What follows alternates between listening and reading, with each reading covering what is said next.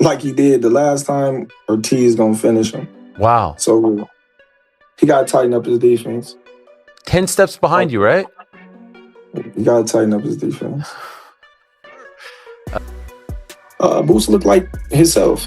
He was sharp, he was explosive, and, you know, the experience that he carried in the ring allowed him to be victorious that night, and his skills and talent. Did you think he would look like that, or did you think he would look better, worse? What were you expecting going in?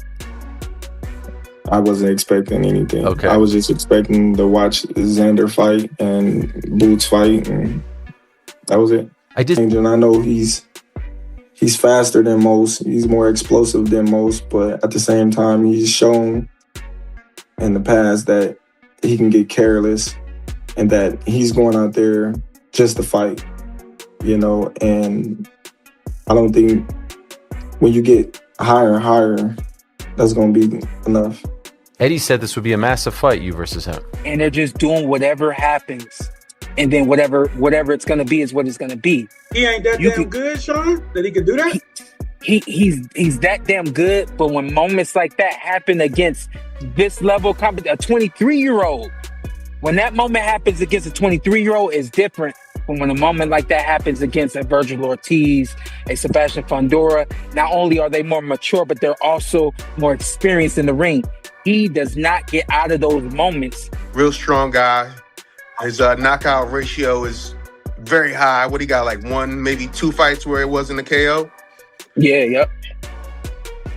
Xander don't have a high knockout rate, right?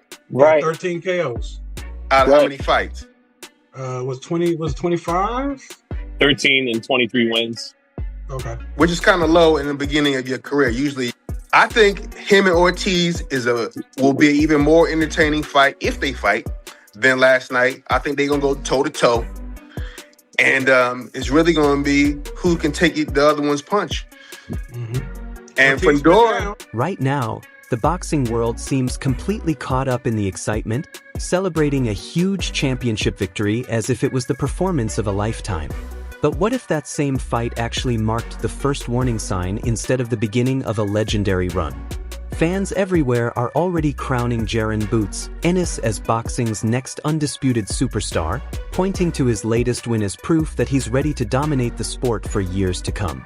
I think we overhyping this victory in a sense where nobody picked Xander to win. I think it's going to be different when he goes up against a Fundora or a Virgil, because if one of those guys get him hurt like Xander did, I don't think it's going to be the same outcome. I don't worry about coming back to prove anything, but the only thing that I can say is I'm 10 steps ahead of him.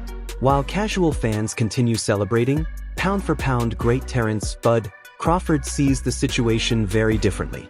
Rather than joining the praise, Crawford completely challenged the popular opinion. In his eyes, what many called a flawless performance actually exposed several dangerous weaknesses. To someone with his experience, that victory wasn't evidence of greatness. It revealed a clear game plan that elite opponents could use to break down the rising champion. So my breakdown with Boots and Xander is, I felt like Xander fought the wrong fight. But, a lot of people knew Xander was green and he was taking a fight too soon. But at the same time, you can't exchange with somebody that's faster than you and more athletic than you. So I thought that was the wrong game plan in his own right. Boots is more faster, sharper, especially in the exchanges. And I think that's what led Xander to get hurt the times that he did get hurt, because he got caught with a shot that he didn't see. Hey, but speaking to that though, real quick, and I'm sure you're going to agree with this, he had to, at some point, find moments to exchange with Boots in order to try to get off. I think ultimately that was how he was able to land that big punch that he landed in the third round. He had to be able to take chances, but the green in him didn't have the understanding as to when to take those chances. That's my point. That's where experience come into play. Yeah. Knowing when to exchange, when not to exchange. When to move, when to hold. Like if you watched when he got real hurt, real bad, he didn't know when to hold. you know, and we all yelling like, grab him. You know, he's right there to be grabbed. Yeah. And, you know, the Puerto Rican heart in him led him not to grab and take more punishment than needed, you know. So it was a great fight, you know. Boots showed heart. He showed grit. Xander showed tremendous heart. But I just think, you know, going forward, you know, both of them going to have to sharpen up. Sure. Those warning signs became much easier to spot once you looked beyond the final outcome of the fight against Xander Zayas. Crawford noted that Ennis was getting hit far too often, losing his balance at key moments, and even appearing shaken by punches that a truly elite fighter should be able to avoid. He also pointed to Boots' tendency to throw one punch too many, stretch himself out of position, and sacrifice defense while searching for a highlight reel finish. Against Zayas, Ennis survived those mistakes, but Crawford's message couldn't have been clearer. If a genuine world-class finisher lands those same clean shots, Ennis may not be the one getting his hand raised. You can only take those kinds of risks for so long before someone with devastating power makes you pay the price. I think it's going to be different when he goes up against a Fundora or a Virgil, because if one of those guys get him hurt, like Xander did, I don't think it's going to be the same outcome. That leads directly to the matchup Crawford believes could become Ennis' biggest nightmare. In his opinion, Sebastian Fundora presents a challenge unlike anyone else in boxing. Standing as one of the tallest fighters in the division, Fundora possesses physical advantages that Crawford has openly described as almost unfair at 154 pounds. What's even more shocking than all the above is that when Crawford was asked about who would win a fight between Fundora and Jaron Boots Ennis right now, shockingly, Crawford said Fundora. He believes Fundora is a cheat code at 154 and he can beat Jaron Ennis. That he believes he will beat Jaron Ennis. And that's a mega fight. That's a huge fight. But I must say, I'm shocked by Crawford's response to the question picking Fundora over Jaron Ennis. Remember, Fundora was knocked out by Mendoza not too long ago. So clearly Crawford was impressed by Fundora's performance against Keith Thurman.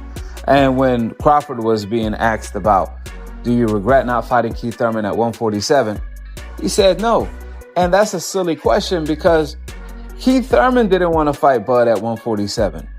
For like years, Top Rank tried to make the fight, and no one wanted to see Bud Crawford in general. But now everyone want to talk. What's funny, everyone was ducking Bud. But the ones that didn't, they ended up finding out what time it is, why he was being ducked. Fundora isn't dangerous simply because of his height. Over time, he's learned how to maximize every inch of his reach, using a razor-sharp jab to control distance and keep opponents exactly where he wants them. Picture Boots trying to march forward with his guard dropping, throwing extra combinations against someone who can touch him from well outside his range. Crawford believes that Fundora's size, reach, and relentless work rate would punish every defensive mistake Ennis makes, creating a stylistic matchup that the young champion simply isn't built to escape. You know, you talked about Boots and Virgil, but what do you think about Boots and Fundora after that performance? I'm saying, yeah. I wouldn't rush to that. In that fight too? I'm a favor him, but like I'm saying, you know, Fundora, man, that range, he got to get past that range, you know, and he has good timing, and he throws the uppercuts, and you know, and he's standing up, you know, so these are great fights. That's a great fight, you know, that's a great fight. I don't know how he does in that fight. I think he does well. I can't say who will win, you know, like I said, I'm not Nostradamus. I was just thinking that I'm not. I know people love predictions because it's like fun. You know, people just want to hear what other people got to say. But like I'm saying, I couldn't tell you who would win that fight. I just know they're great fights to be had. And they and Styles make fights. And I think they both tremendous talents. And I would love to see those guys go to work. The story behind this potential showdown goes far beyond Styles inside the ring. According to Crawford, politics and business decisions have played a huge role as well. Not long ago, Crawford himself attempted to secure a fight with Fundora, but the opportunity never materialized after Fundora's team reportedly turned it down, believing that a showdown with Errol Spence Jr. would attract far more attention. I want to fight Fundora. You know what I mean? He got 2 belts. I want to become undisputed at 154. That was my train of thought. But when he said he didn't want to fight me because I wasn't basically big enough, I looked at him like, huh? I don't sell. That's what his handlers were saying. Oh, I don't sell, and they want to fight Errol Spence because he's a bigger fighter. But you knew what that was, though. Yeah. It's cool. It's cool, Crawford. The Fundora thing, you seen that play coming a mile away. Like, as soon as that fight was even talked about, I said it's going to be a phone call made, and he finna walk that back. Whether he wanted to fight or not, he wasn't going to be allowed to, and you know that. You know, Allen then made that call and was like, nah, we ain't going. That explanation surprised plenty of people, especially considering Crawford had already dominated Spence.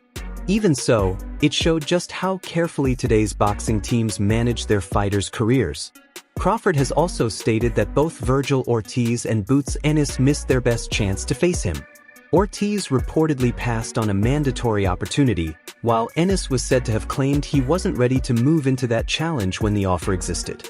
Crawford also fired back at critics like Ryan Garcia, reminding everyone that he's built his reputation by defeating younger, ambitious fighters throughout his career and has no intention of letting anyone rewrite that legacy. Win, lose, or draw, he's the ticket. I'll fight Terence Crawford. Come on, man. Boots had a chance to fight him. Virgil Ortiz had an opportunity to fight him, you know, but now everybody, oh, I'll fight Terence, or I'm this, I'm that. I'm like, okay, cool. When y'all had y'all opportunity, you know, y'all went elsewhere. But now that y'all see I'm the ticket, now y'all like, oh yeah, we want to fight Terence Crawford. We want Terence Crawford. That's the narrative now. We want to fight. We can get it on. So he says, what about you coming up? I said, no. I'm with Showtime. You know what I mean? I said, now, you want to make the fight, you call Steven Espinoza and talk to him, discuss that. Because that's who we with, you know what I mean? Yeah. You know? And when I said that, I said, plus I'm loyal to these guys. I don't just leave and go to another, promotional company. In the end, Boots Ennis now finds himself at one of the biggest turning points of his career, with Crawford's warning hanging over every future fight. Winning championships is impressive, but consistently defending them against the most dangerous opponents in the division is an entirely different challenge. If Crawford's concerns are accurate and Ennis doesn't tighten his defense or respect the power and size of bigger opponents at 154 pounds, his reign could end much sooner than expected. His weaknesses are now visible, the blueprint is out in the open, and the division's elite are paying close attention. That leaves fans with one major question. Is Jaron Boots Ennis truly the future face of boxing?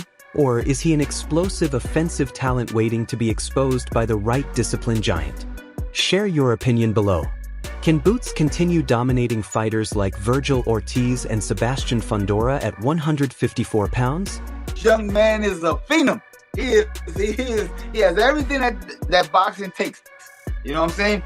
My downfall came for me. You know what I'm saying? I beat my own self.